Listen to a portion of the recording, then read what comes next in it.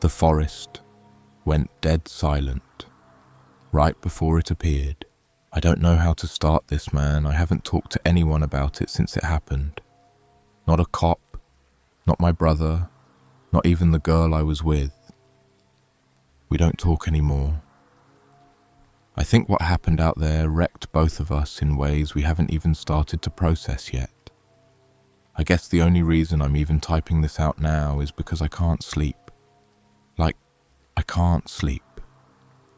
I lie there and close my eyes, and suddenly I hear that sound again, like a zipper being pulled open way too slow. And I shoot up drenched in sweat, heart in my throat, eyes scanning the corners of my room like it's going to be standing there. Anyway, it started when we decided to do something a little off-grid, me and my girlfriend, Sarah.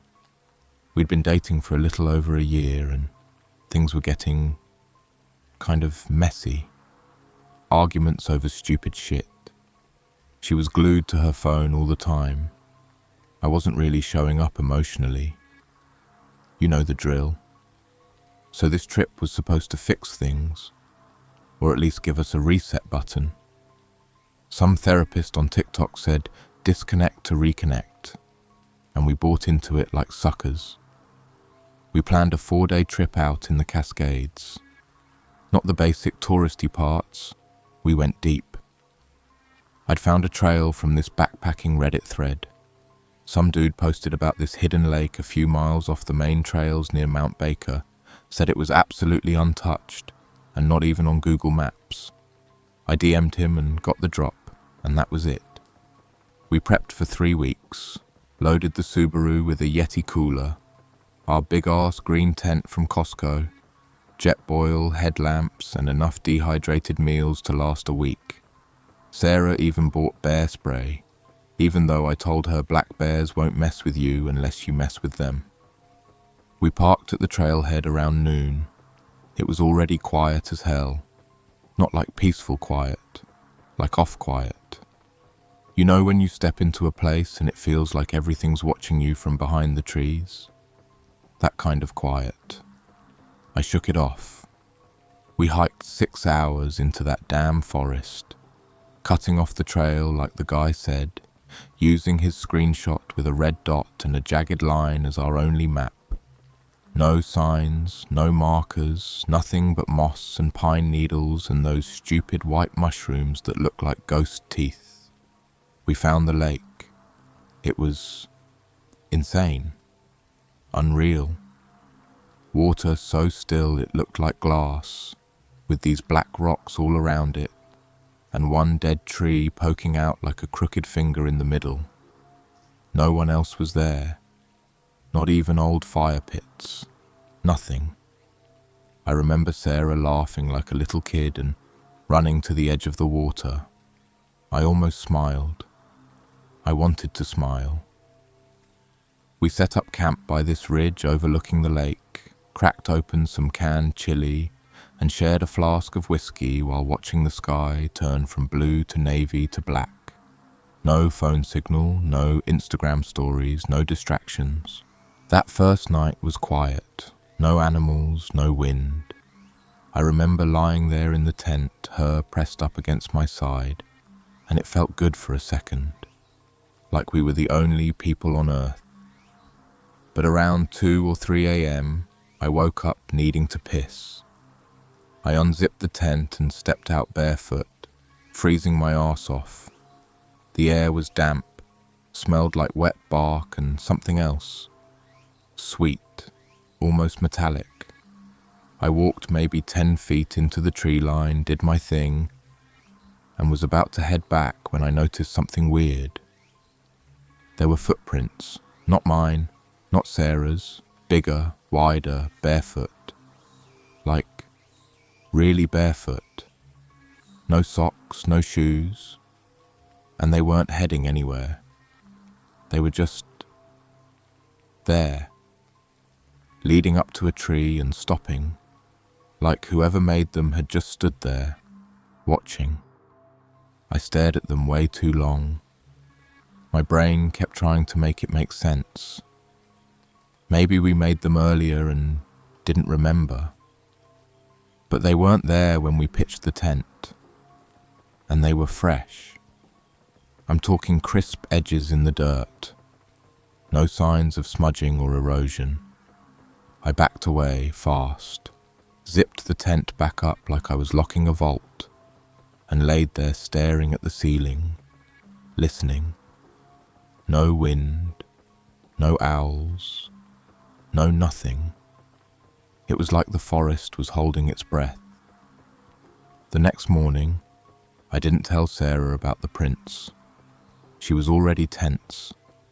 I could tell from how quiet she was while boiling the water for oatmeal, how she kept glancing at the trees like she was expecting something to come out of them.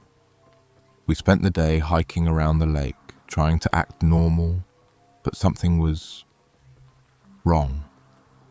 We found a pile of rocks stacked in this weird spiral near a boulder.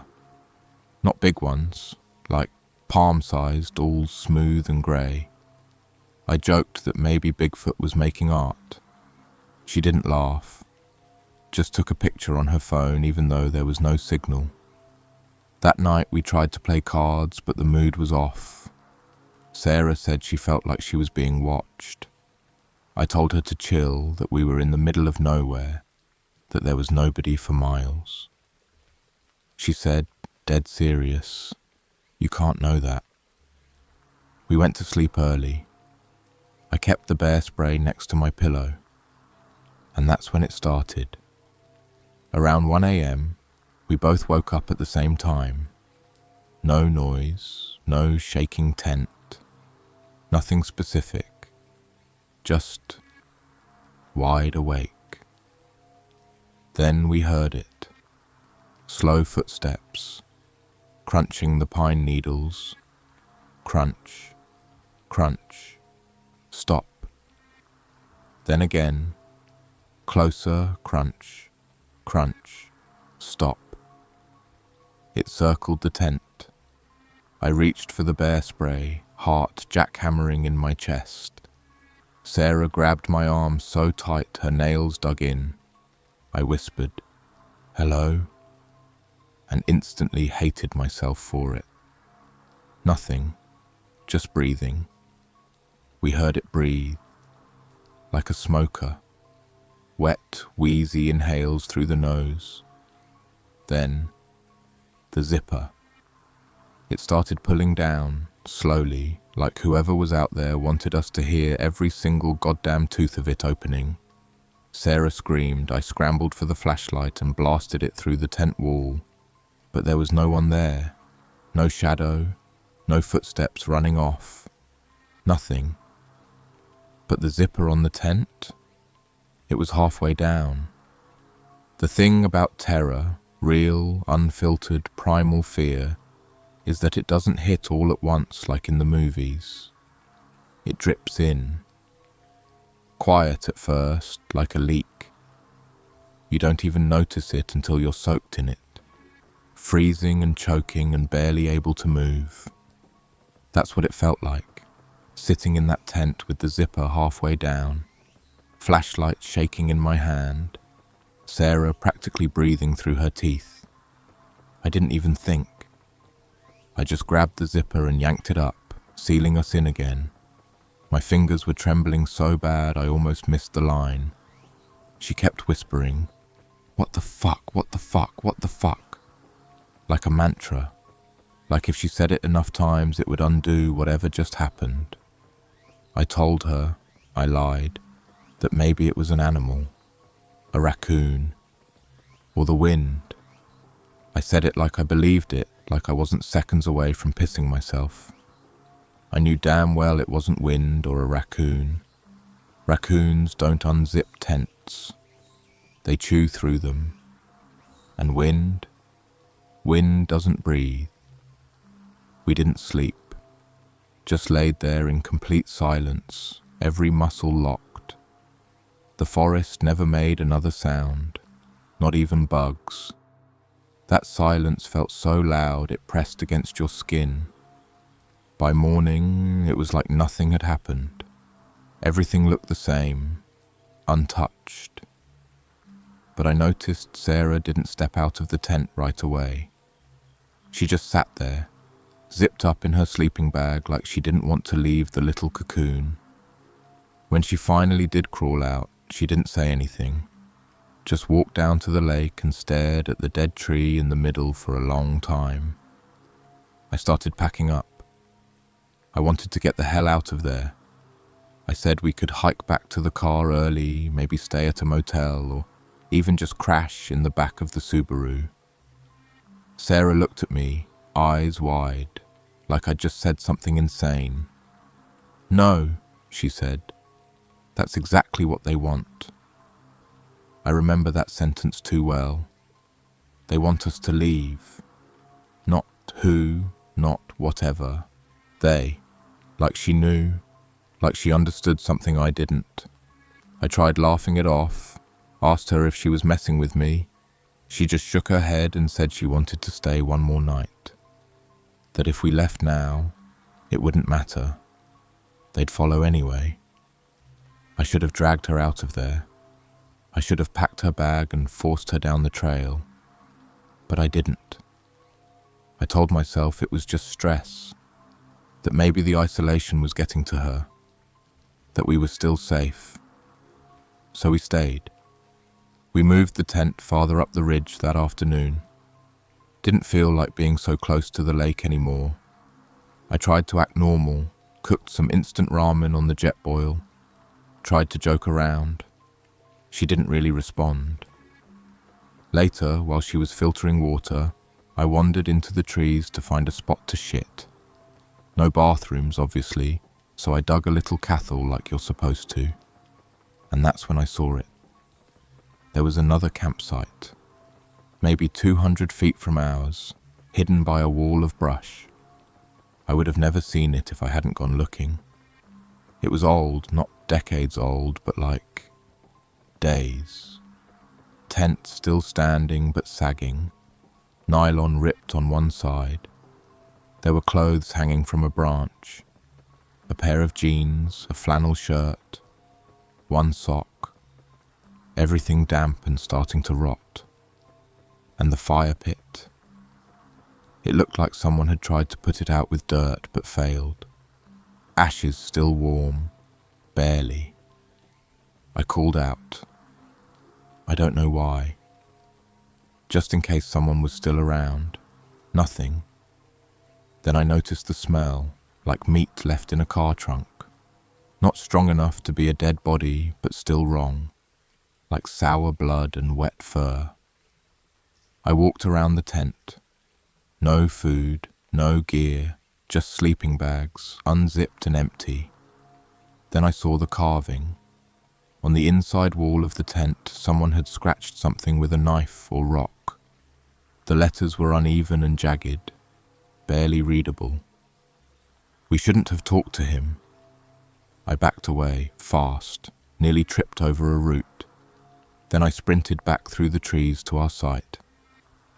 Sarah saw me and instantly went pale. "You saw it," she said. Not asked. Said, like she already knew. That night, everything went to hell. It started with the fire. We were sitting by it, eating, barely speaking. I kept glancing at the trees. I thought I saw something move. Not big, not like a bear or anything. Just flickers of movement. A leg behind a trunk. A flash of denim.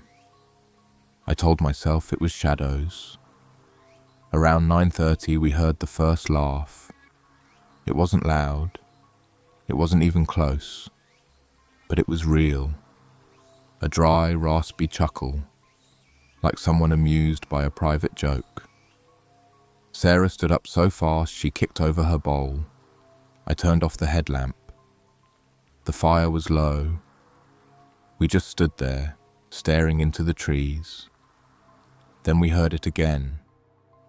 Closer this time. And then a voice. A male voice. Soft, almost sing-song. "Are you folks warm enough?" I felt my stomach drop. It didn't sound like a threat. That was the worst part. It sounded friendly, like someone offering you a drink at a party. Sarah grabbed my hand. I could feel her nails dig into my skin. I shouted out, "We don't want any trouble." Silence. Then footsteps.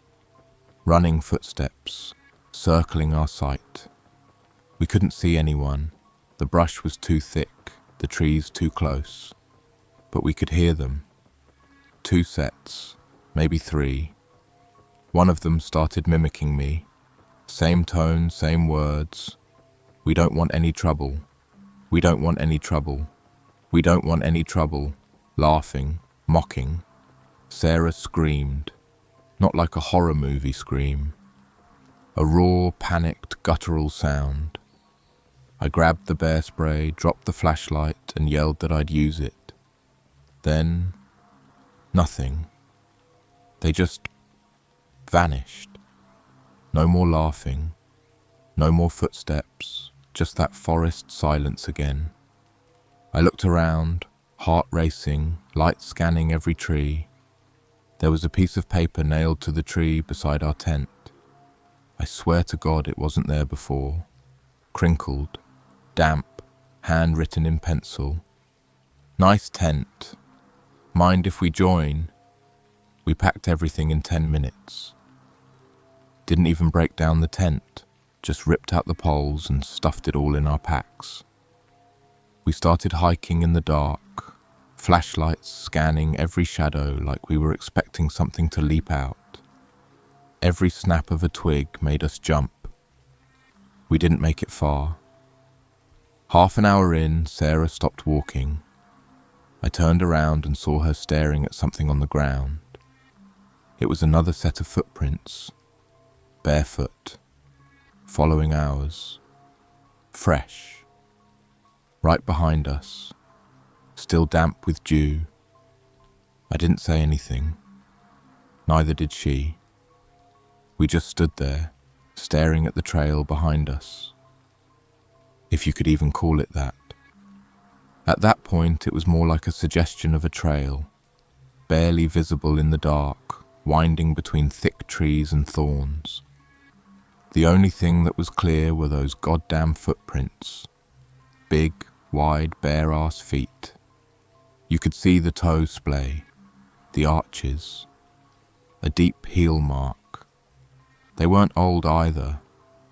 There was no dried mud crusted into them, no scattered pine needles, just fresh indentations in the wet dirt like someone had been right behind us.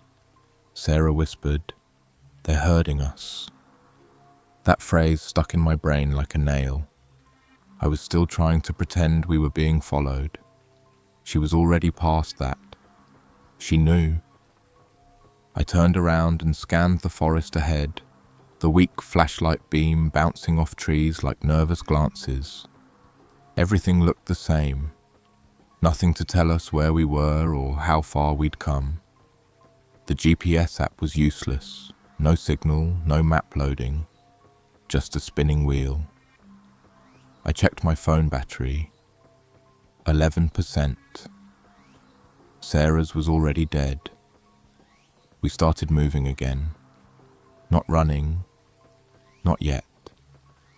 That felt like giving in, like playing into something. We just walked faster, didn't talk, barely breathed. I kept hearing little noises around us, twigs snapping, a dry cough, breathing that wasn't ours. I told myself it was the forest. It had to be the forest. But it wasn't. After maybe another hour, we reached a clearing. I recognized it. We'd passed it on the way up. It was the spot where we'd taken a break and eaten beef jerky. There were our snack wrappers still tucked under a rock where I'd shoved them. But something was off. There was a new log by the fire pit. It was small, like a stump someone had dragged there for a seat, and on top of it was a pair of boots. Not ours. They were too big, too worn, caked in dry mud. One of them had a broken lace knotted in the middle. Right between the boots, on the seat, was something else. A Polaroid. Sarah picked it up before I could stop her. I saw her face go white. She handed it to me without a word. It was a photo of us, from behind, sitting at the lake earlier that day, backs turned, eating dinner. You could see the exact moment, me with the spork halfway to my mouth, Sarah looking out over the water, taken from maybe 30 feet away. I don't know how long I stared at it. I felt hollow, like my stomach had fallen through my legs and disappeared into the dirt. That meant they'd been there the whole time, watching us, close enough to touch us, close enough to take a fucking photo. I don't know the way back, Sarah said. Quiet, detached. I told her we'd figure it out. We'd follow the river or the sun or anything. But in my head I already knew we were lost, hopelessly lost. The woods around us didn't feel like woods anymore. They felt tight, like the trees had closed in, like we weren't walking through them. We were inside something. We hiked for another hour. At some point I looked at the trail and stopped cold. It was a loop. Same pile of rocks, same fire pit, same boots, same goddamn Polaroid sitting on the stump. Another photo. This time it was closer. Same angle, but we were turned slightly. You could see Sarah's face this time, mid-blink, a smear of chili near my mouth. They were tracking us, not just following, toying with us, looping us through their maze. We were rats, and they were shaking the cage. Sarah lost it, screamed, picked up the Polaroid and ripped it in half, then stomped the boots off the log, kicked the rock pile, swearing and crying and shaking all at once. I just stood there, frozen. Then the voices came back, low, whispering, a murmur at first just outside the tree line. You couldn't tell what they were saying, like when you hear people talking in another room with the door closed.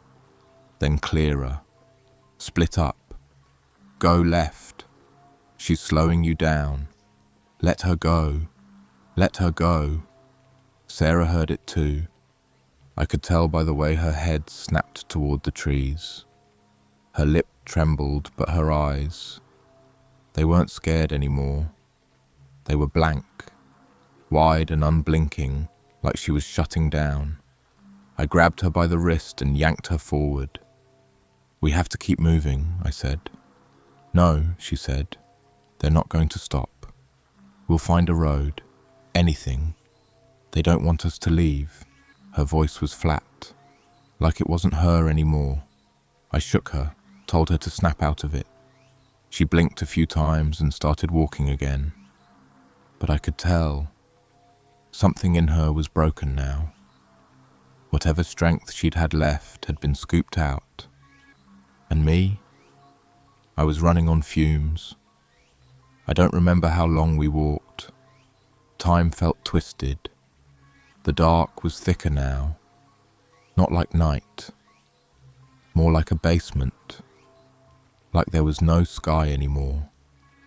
Eventually we stumbled into what looked like another campsite. I saw the glow of embers first, then a tent, an actual tent, not like ours. This one was older, canvas style, looked military, sagging in the middle. There was a tarp stretched between two trees under which sat a cooler and a folding chair. It looked abandoned, but the fire was still warm. I told Sarah to stay back. I crept forward, bear spray in one hand, flashlight in the other. The cooler was half open. Inside, water bottles, jerky, a pack of American spirits, and a phone charger.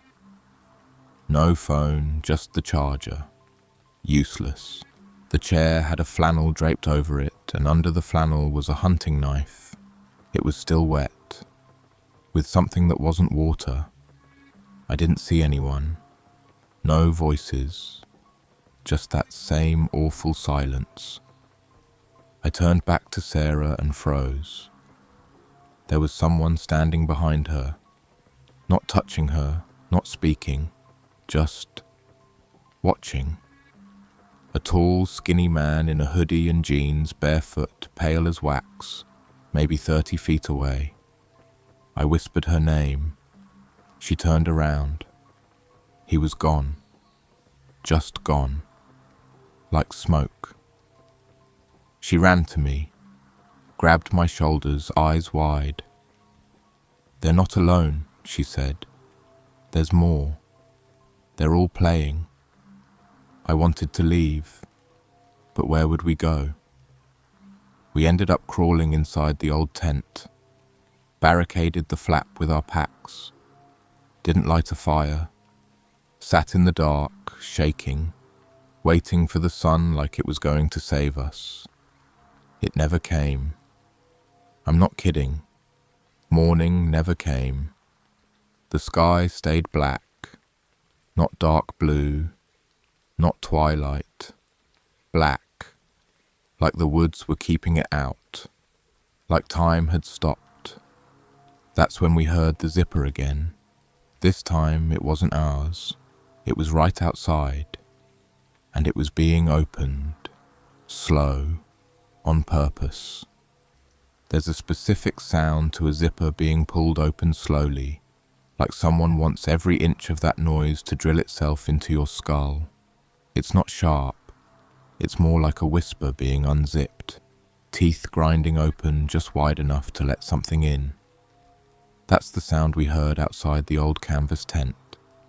And the thing is, we hadn't zipped anything shut. Not this one. I looked at Sarah. She looked at me. Neither of us moved.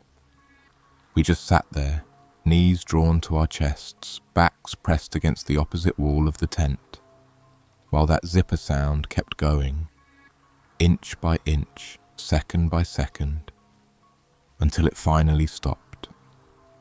Dead silence again. I wanted to believe it was wind. I really fucking did. But you know what wind doesn't do? It doesn't step inside the tent after. We heard the weight shift, the sound of something brushing against canvas, slow, deliberate, the creak of the floor beneath us. Then, breathing, wet breathing, like whoever it was had something in their lungs they were too lazy to cough up. Every inhale rattled, every exhale whistled. It was maybe 3 feet away. Sarah had her hand over her mouth, her eyes wide with tears pooling at the corners, trying not to make a sound. I had the bear spray in one hand, the hunting knife in the other, but I didn't move, didn't breathe. I thought if I even shifted, it would lunge. It wanted movement. It wanted fear. Then it started to crawl. That's the part I can't forget. I hear it in my head every time I close my eyes. It didn't walk or stand or shuffle like a drunk guy.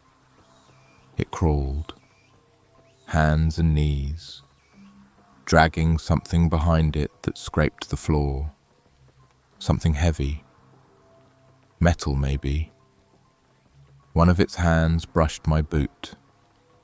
I stopped breathing. The second I felt the touch, I thought my heart would seize. My stomach twisted, turned to acid. I whispered barely loud enough for Sarah to hear. "Run." She didn't even hesitate. She grabbed the flashlight and bolted out the flap, not even bothering to unzip it fully. Just ripped through.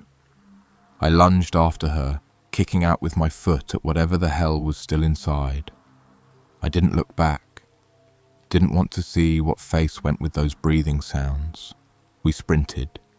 Branches slapped our faces. Thorns tore at our legs. The flashlight beam jerked wildly over the trees as we ran. We didn't have a plan or direction, just instinct. Get the hell out. Behind us we heard laughing, multiple voices, one high-pitched, one deep and slurred, another like a child mocking someone. Run, run, run, little rabbits. Then a loud scream that didn't sound human. It sounded mocking, like someone pretending to be in pain. We ran until we couldn't anymore, until Sarah collapsed against a fallen tree and threw up bile and water. I dropped next to her, chest heaving, ears ringing, skin buzzing. We sat there for a long time. Neither of us spoke. Then, in the near distance, we heard it again. Music. I know how insane this sounds, believe me, I know. But we heard music. A radio, old-fashioned, staticky, playing some 1940s sounding swing tune. Real upbeat, cheerful stuff. Something like, shine on, harvest moon, up in the sky. It didn't fit, at all. It was too normal, too clean. Like someone was trying to drop a little slice of domestic life into the middle of a nightmare. We looked at each other. She said, "What the fuck is that?" I said nothing. Just stood up, knife still in hand, and motioned for us to move toward it. Not because I wanted to, because I had to. At that point, anything that wasn't the forest felt like a chance. Maybe a cabin, a ranger station, hell, even another group of campers. But what we found was worse. We came into another clearing, and that's when we saw the trailer. Not an RV, not a camper van. I'm talking an ancient, rusted-out single-wide trailer sitting crooked in a patch of mud. No driveway, no tire tracks.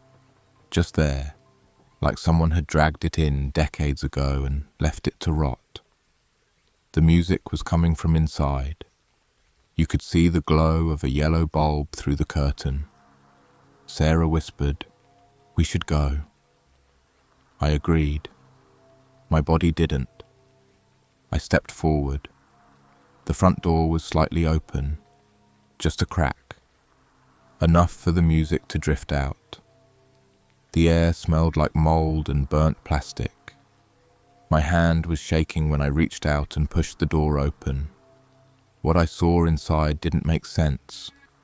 The walls were lined with photos, hundreds of them, some pinned, some taped, all black and white Polaroids, faces, campsites, people sleeping, couples, kids, most of them taken from behind.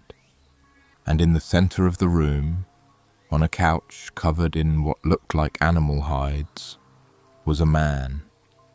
I don't know how else to describe him except normal looking, maybe late 40s, brown beard, hoodie, sitting perfectly still, staring at a blank TV screen that wasn't plugged in.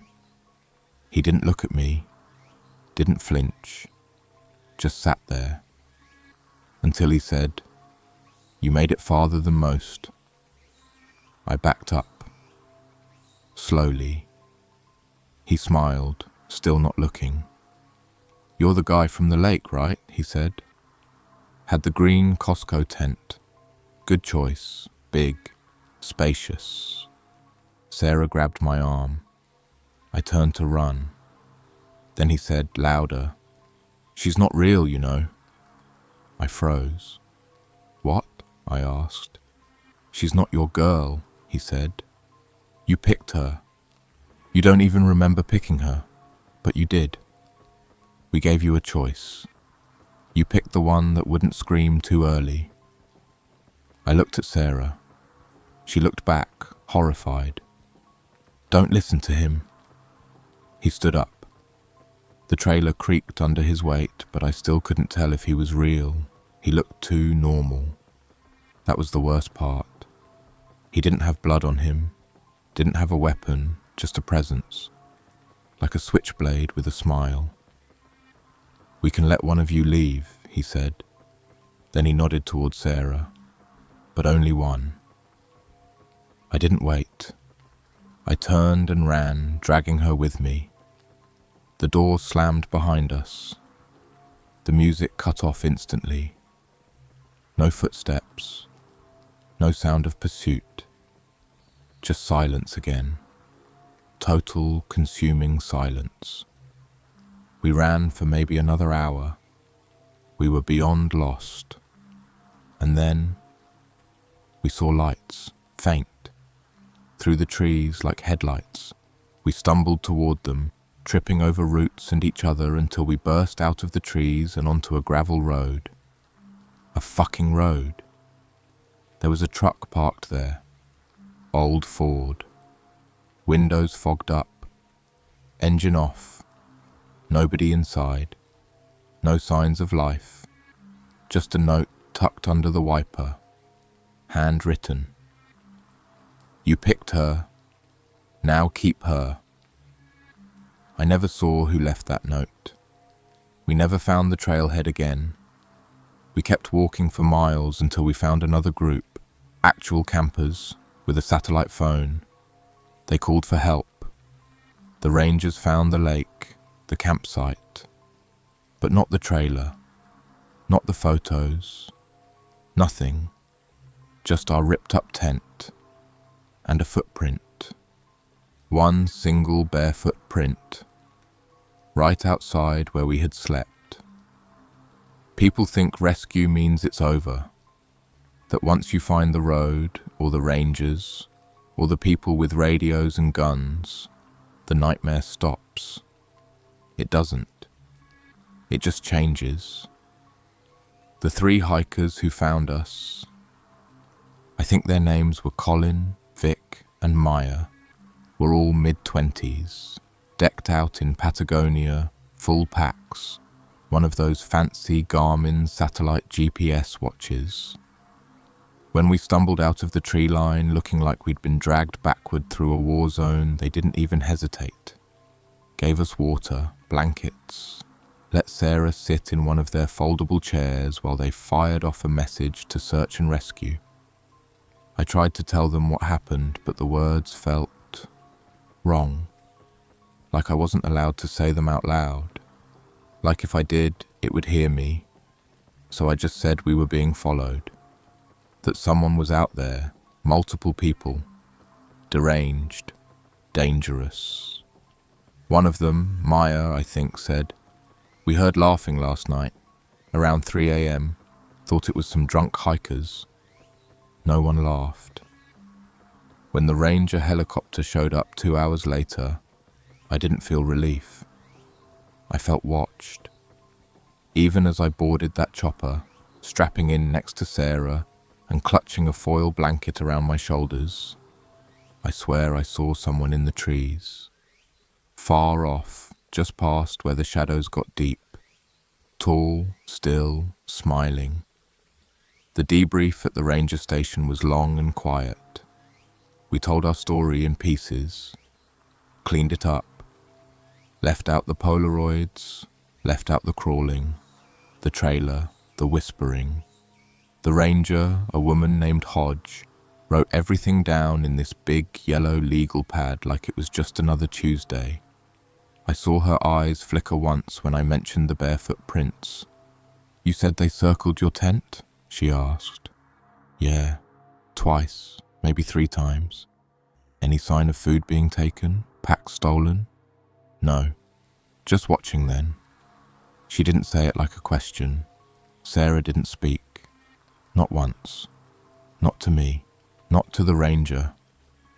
She just stared at the wall, her lips slightly open, like she was frozen halfway through a scream she never let out. They brought us to a clinic after. Checked for exposure, dehydration, shock. The works. That's when things started to get worse, not better. The first night back in civilization, we got a hotel room near Bellingham.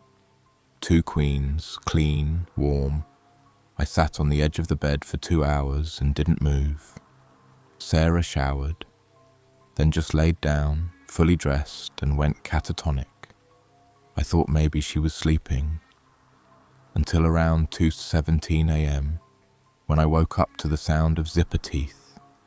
That same sound, exactly the same, but we were in a hotel. My heart went still. I scanned the room, nothing moved. Curtains still drawn, no open windows. Then I realized it wasn't a real zipper. Sarah was making the sound, mouth closed, breathing out through clenched teeth in little hissing pulses, like she was mimicking it. I called her name. She didn't respond. I touched her shoulder. She flinched so hard she fell off the bed. Then she started crying. Not loud, not sobbing, just this low, hollow sound, like all her strength had been replaced with air. She curled into a ball and whispered, "I think they followed us back." The next morning, she was gone. No note, no bag, just the clothes she wore and the room key left neatly on the desk. I checked the security footage with the front desk guy. 3:39 a.m. She walks out the side door, no luggage, no shoes, just gone. They called it a psychotic break. Filed her as voluntarily missing. No foul play. I tried calling her family. They hadn't heard from her. Said she'd had episodes before, that she was sensitive, but nothing like this. I didn't believe them. And then I started getting the pictures. They showed up in the mail, no return address, no message, just plain envelopes with Polaroids inside. One at a time, always wrapped in wax paper, always reeking of mildew and sap. The first one showed me, sleeping in the hotel bed, shot from the corner of the room above, like from the AC vent. My mouth was open. The second one was worse. It was Sarah, naked, face down in the dirt, in what looked like that clearing we'd camped in, the one with the fire pit. Her hair was spread out like a fan. There was a mark on her back, a symbol made of sticks and stones. The third photo. I still haven't shown anyone the third photo. It was taken from the ceiling, inside my apartment. I recognized the layout. The half-burnt candle on my nightstand, the tear in the blinds, the mirror I'd covered up with a towel after we got back. You could see me, typing on my laptop, posting this story. There was something behind me, bare feet, long legs, knees bent the wrong way, head tilted, almost upside down, smiling. I started seeing the symbol around town, scratched into bus stops, carved into tree bark near my building, burned into the side of a dumpster outside my gym. I stopped going outside, stopped sleeping. Then 2 nights ago I heard breathing, inside the walls. And I think it's getting closer. I'm not writing this to warn you anymore. I think I passed that point a long time ago. I'm writing this because I don't know how else to hold on to myself. Because I don't think I'm alone anymore. And I don't mean in some metaphorical, we're all haunted by trauma kind of way. I mean, there's someone else in this apartment, right now. And I think they've been here longer than I realize. The breathing started 2 nights ago, but I'd felt it building long before that. I started catching flashes in reflections. Not full images, just hints. A pale ankle slipping around a doorway, teeth in a window pane, a face, upside down, behind me in the TV screen before it flicked off by itself. I unplugged the TV.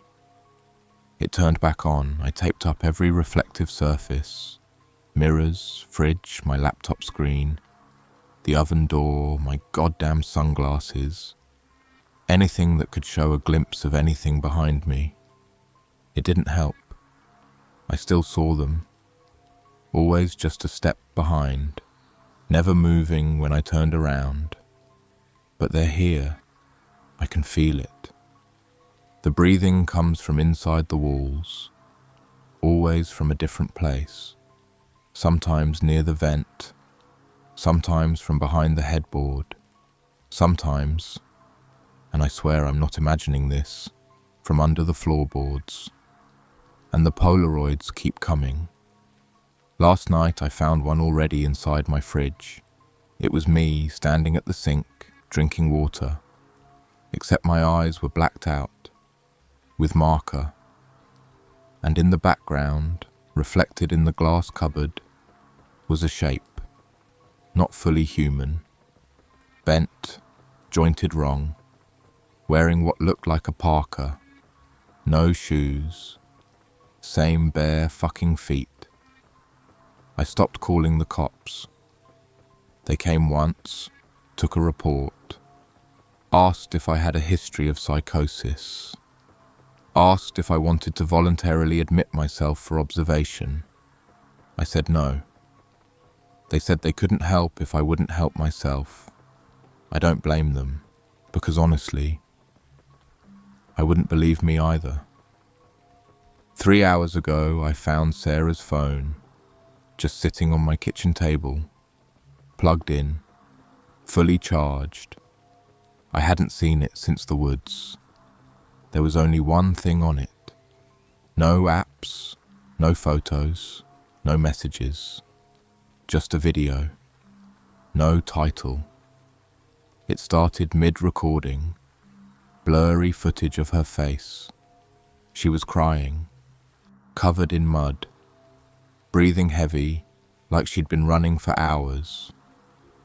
She held up the phone, shaking, and whispered, "They don't stop."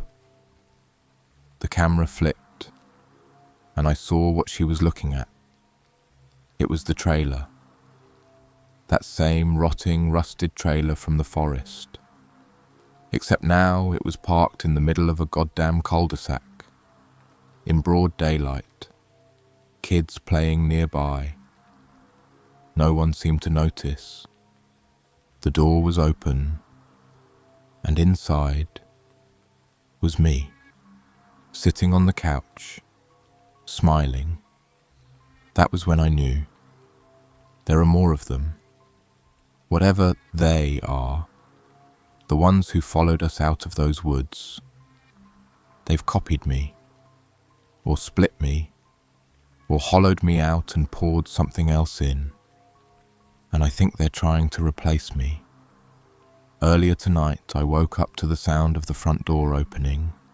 No footsteps, just a long zipper sound echoing down the hallway. I sat up, heart slamming in my throat, and I knew something was wrong. The apartment felt too big, the walls too far apart, the air too cold, like the forest had folded itself around my building. I got out of bed and followed the sound. There in the hallway was another Polaroid. Taped to the wall, it showed my bed, taken from above, me lying in it. But the version of me in the photo was smiling, and someone else was standing at the foot of the bed. Their face was covered with Sarah's hair, just her hair, draped over their head like a mask. They were barefoot. There's one last thing I haven't said. It's not something I realized until just now, typing this. That note we found on the windshield when we finally got to the gravel road. "You picked her, now keep her." I always thought it meant I was lucky, that I got to leave with her, that she survived. But I don't think it was a warning. I think it was a command. I think whatever those things are, they gave her to me, and she never actually left the woods. There's someone in the other room right now. I can hear them dragging their fingers across the walls, slow, scraping, and now they're laughing, softly, whispering a word over and over again. Run. But I can't move, because if I do, I think I'll see myself standing there, smiling, barefoot, waiting.